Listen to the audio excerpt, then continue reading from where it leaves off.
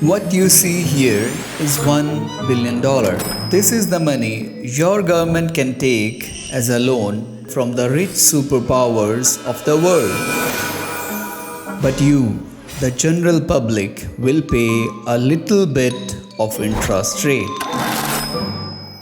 Like most of the other countries, your leaders, your politicians will distribute most of the money to their close party members to cover up the expenses of their election campaigns.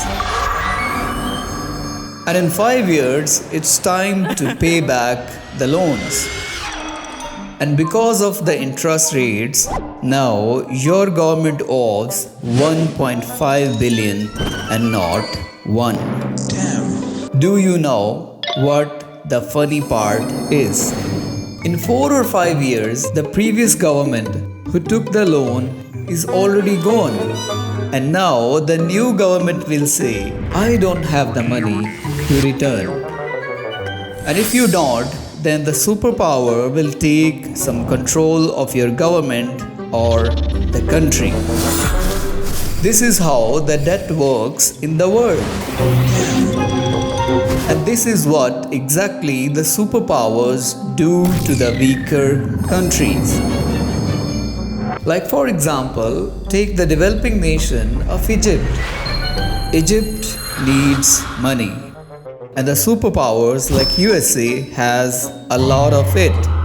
So Egypt took billions of dollars as US loans as it was easy money just there to grab. And with this money, the Egyptian government built defense and economic infrastructure. The dictator government of Egypt became stronger. And after a few years, when it's time to pay back, Egypt had no money to return the American loan or the interest. So the US took control over the Egyptian military, built US military bases in Egypt. And even after the military coup in Egypt, the US did not cut the money supply because the new Egyptian government serves the US interests in the Middle East. This is the American money trap.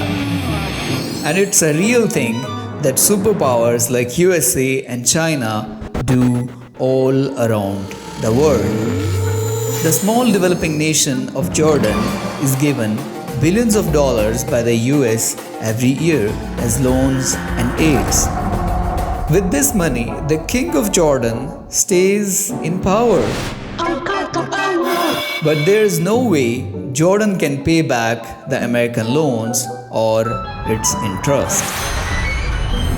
And the only way out for Jordan is to host American military bases, help America monitor Syria, Iraq, and Iran to serve American interests in the Middle East. In Ukraine, South Korea, Pakistan, Philippines, Colombia, Georgia, and Africa, same thing is happening. Most of the countries are struggling to pay back the American money. And if you look deeper, all this military infrastructure and the governments of these countries from Asia to Africa are connecting the American military influence to their neighboring countries.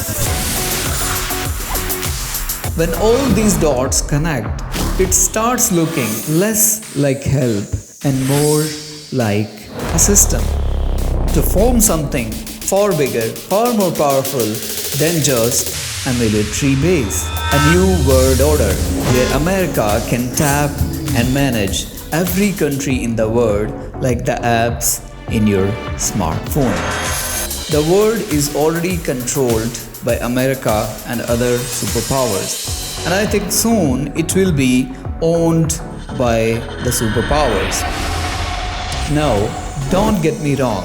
Funding poor countries can help the people in the country. But when weak governments cannot return the loans, these countries will lose control of their own governments and their independence. Now, it's time you give me the answer to this. Is this help or control?